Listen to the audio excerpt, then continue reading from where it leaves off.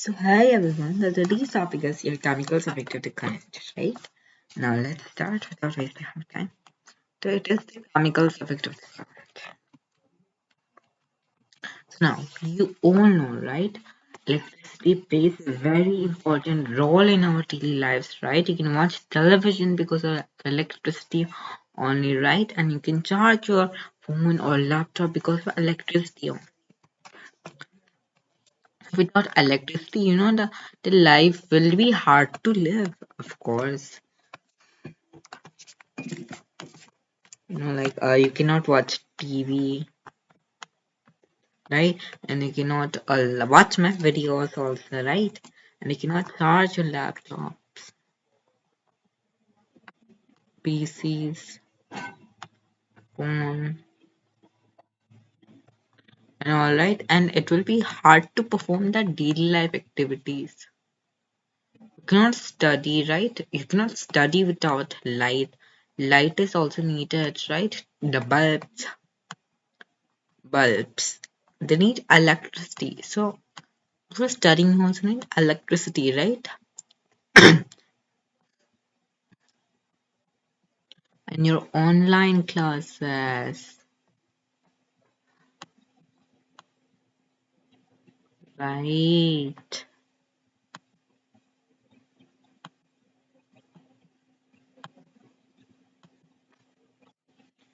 Now, conductors and insulators. Now, conductors are the objects which allows electricity to pass through them, right? And yes, metals are those generally those objects which allows the electricity to pass through them, right? Now, so conductor basically means that what allows electricity to pass through them,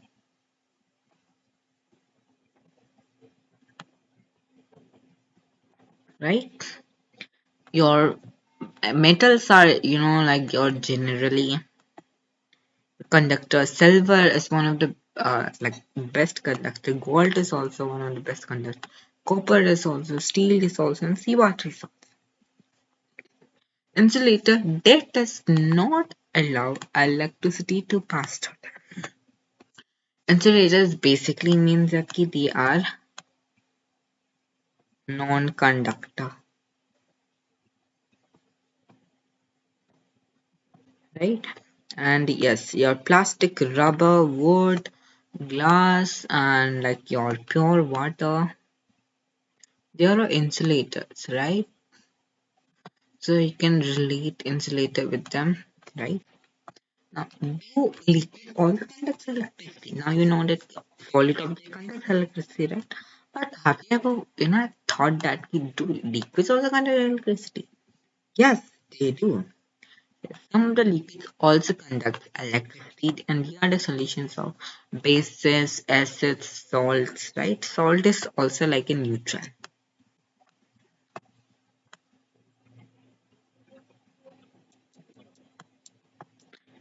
Ah, sorry.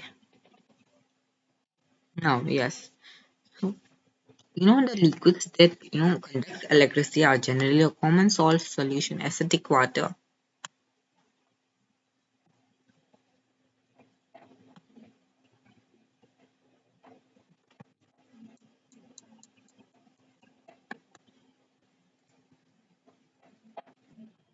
Now, so, yes, there must be some difference, right? So, liquid also conducts electricity, right? But yes, the difference is that in metals, electricity is carried by electron, but in liquids, it is carried by your ions. Okay, that is the difference, right?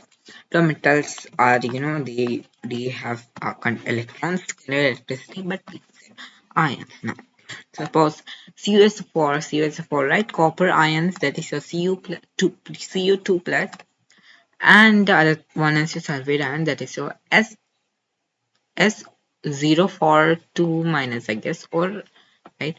It's when the electricity is passed from metals, no chemical change takes place. But When electricity is passed into liquids, chemical changes take place. Water decomposes into hydrogen and oxygen. Now,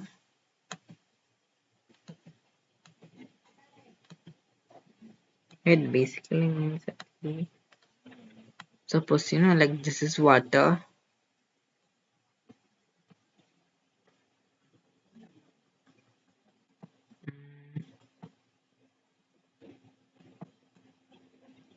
This is water, right?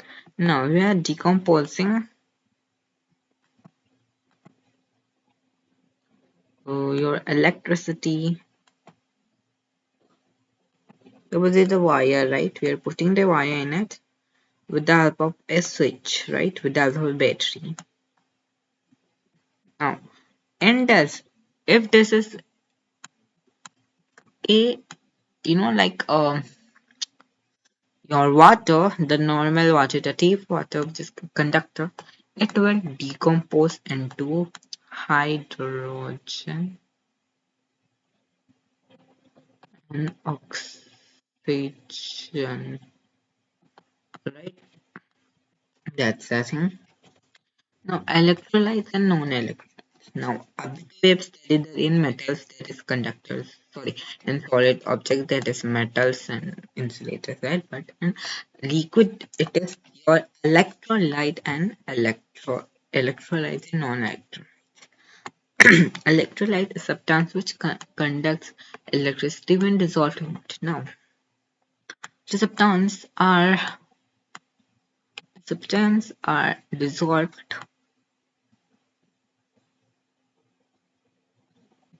or melted into water. Right, so now your common salt solution, baking soda solution, right? So yes, they are the electrolytes, right? They conducts electricity.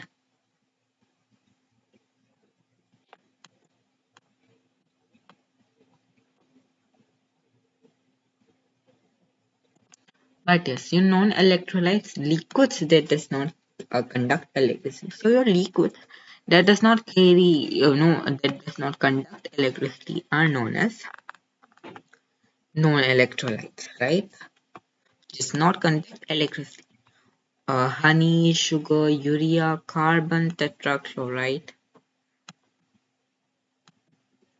So yes, the example of which are written as your sugar, urea, carbon tetrachloride, right? Sugar does not conduct electricity when dissolved in water,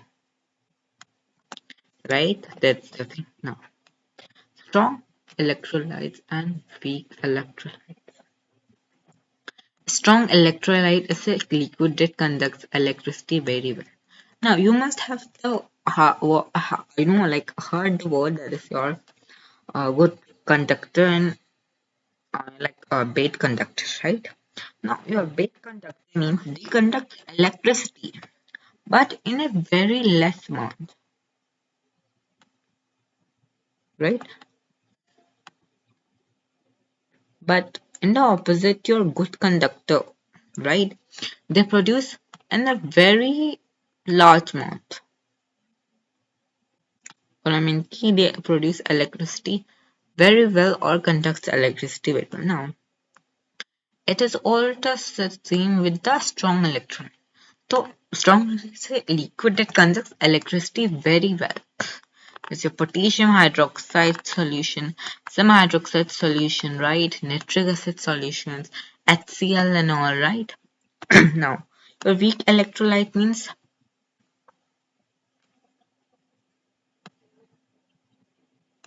this, right? That conducts at a very less extent or a very less amount, right? Example, tap water, ammonium chloride. Now, see, tap water also conducts electricity, right? But in a very less amount, right?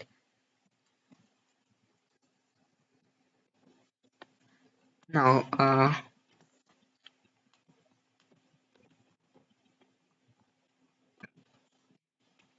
your cations and anion.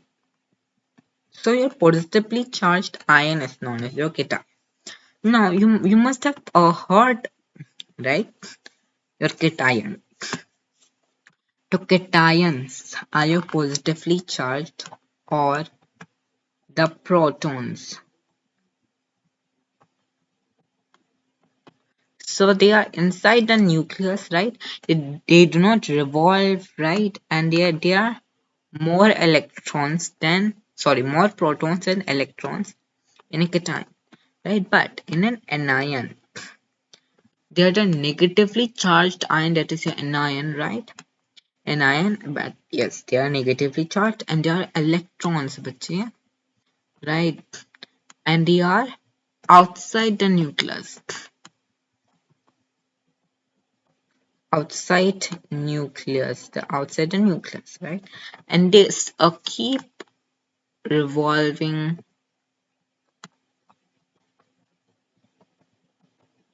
right? And there are more electrons and protons in an anion, right? That's the thing.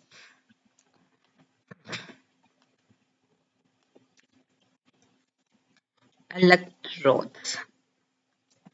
So your metallic wire or your rod plate, through which your electric current either enters or leaves an electrolytic solution. Suppose, suppose this is a jar, right?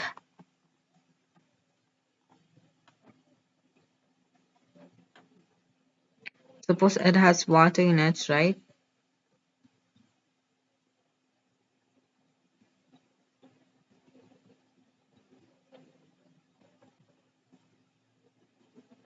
No. Now when a metallic rod is entered into this, that acts as a conductor and it is attached to a battery like this battery, right? Now it leaves, either enters or leaves an electrolyte. Now it will either leave or enter an electrolytic solution. That is, but yes, does thing the metallic rod which is put into the water to like make it electrolytic, that is known as your electrodes. Yeah. Now this is a cathode and anode. In a electrode at which current enters the solution. But yes, the cathode means that the electrode at which current leaves the solution.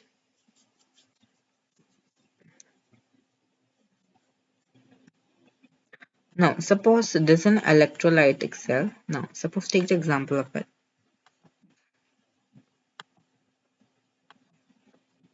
Suppose this is a jar, right? Suppose, like this is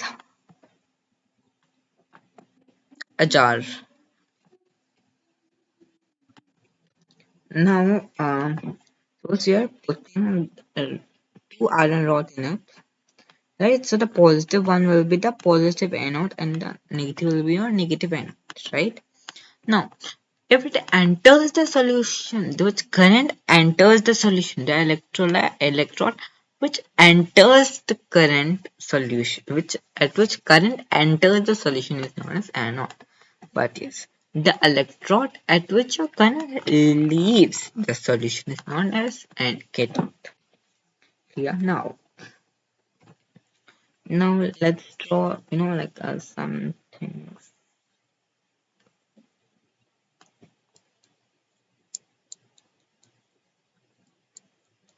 Now suppose, now let us talk about deflection of the current means how to detect whether a circuit is working good or bad.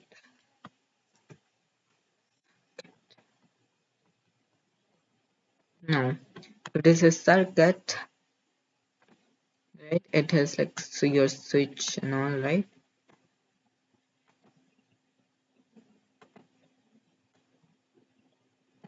Uh,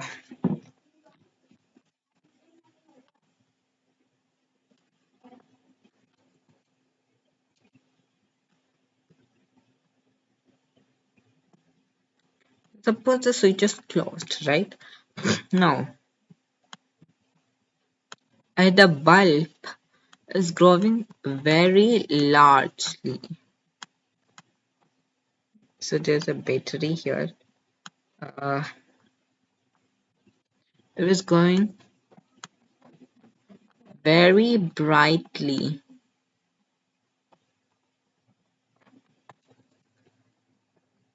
That means that the battery is good and the circuit is also very strong. But if it is very dim, that means that like it is a very deep circuit. Well, we can also find it with a magnetic compass. Your magnetic effect of the current, right? Now your magnetic effect is basically with the type of compass, like you are right now identifying that the current is working good or bad now. You want to identify now.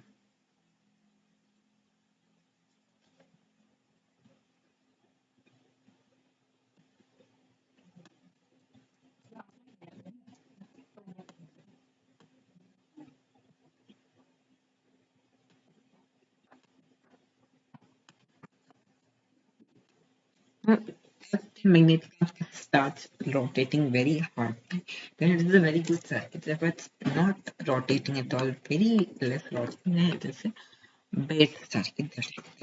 That is how you will identify the circuit, right? It's good or bad. The chemical effect of the current. The phenomenon or causing chemical bypassing electricity through a conduction solution is called your chemical effect of the current, right? So your results of the chemical of the current can be your formation of the bubbles, the position of the metals in the electrodes, change in the color of the electrolyte, right?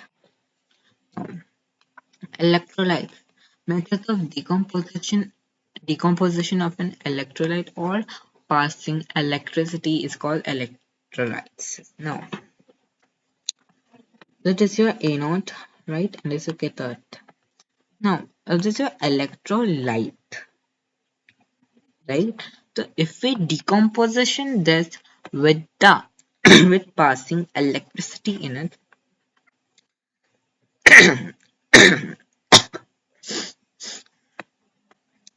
then it is you know, going to be, but it also has to be decomposition of the electrolyte when passing current. It's called your electrolysis. Here, electroplating is a method which uses electrolysis to deposit a metal on another, on one metal on the another metal, right? That is the thing. Now, use of electroplating is used for your decorations, silver or gold plating on your brasses. For prevention, corrosion, iron objects can be protected by chromium. You have studied in class 7, right? And this is how you will do this.